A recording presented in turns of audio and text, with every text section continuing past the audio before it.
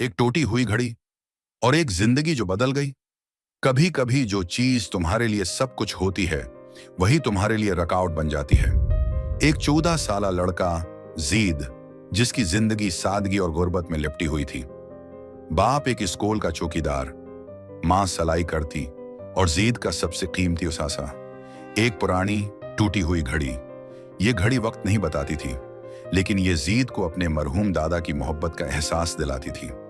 वो रोज इसी घड़ी को पहने मस्जिद जाता, स्कूल जाता और अपने ख्वाबों के पीछे दौड़ता। जीद को यकीन था कि अल्लाह एक दिन जरूर उस हालात बदल देगा। फिर एक दिन सब कुछ बदल गया। एक आम दिन, एक आम रास्ता, लेकिन उस दिन जीद की घड़ी कहीं गिर गई। उसे तब पता चला जब वो मस्जिद पहुंच चुका था। पहला झटका।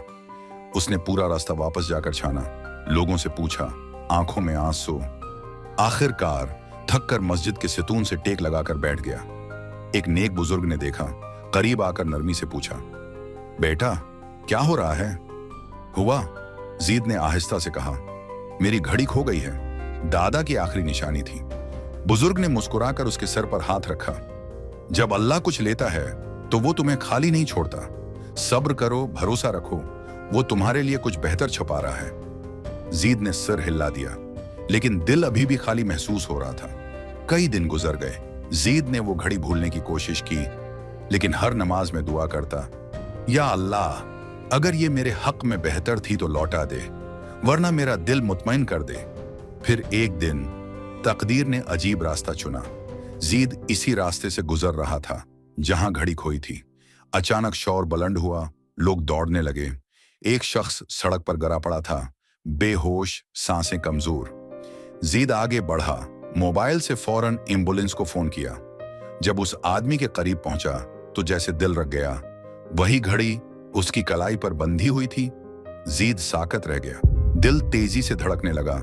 ये वही घड़ी थी, दादा वाली।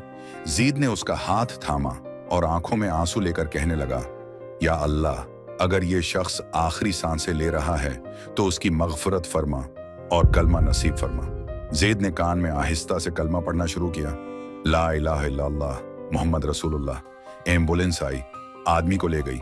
जीद दिल में उलझा हुआ घर वापस लौटा। अगले दिन फोन आया, अस्सलाम अलैकुम बेटा जीद। जी, वो शख्स होश में आ गया है, उसने तुम्हें बुलाया है। जीद हैरान अस्पताल पहुंचा। वही आदमी मुस्कुरा रहा था, आंखों में आंसू। बेटा, ये घड़ी मैंने सड़क से उठाई थी। मुझे क्या मालूम था ये घड़ी मेरी जिंदगी बचाएगी। जो तुमने कल मेरे लिए किया वो मैं कभी भूल नहीं सकता। फिर उसने आगे कहा, मैं एक देनी स्कूल का कफील हूं। आज से तुम्हारी तालीम, रहाइश और हर जरूरत मेरी जिम्मेदारी है। जीद की आंखों से बेअख्तियार आंसू निकल आए, लेकिन इस बार वो आंसू शुक्र के थे।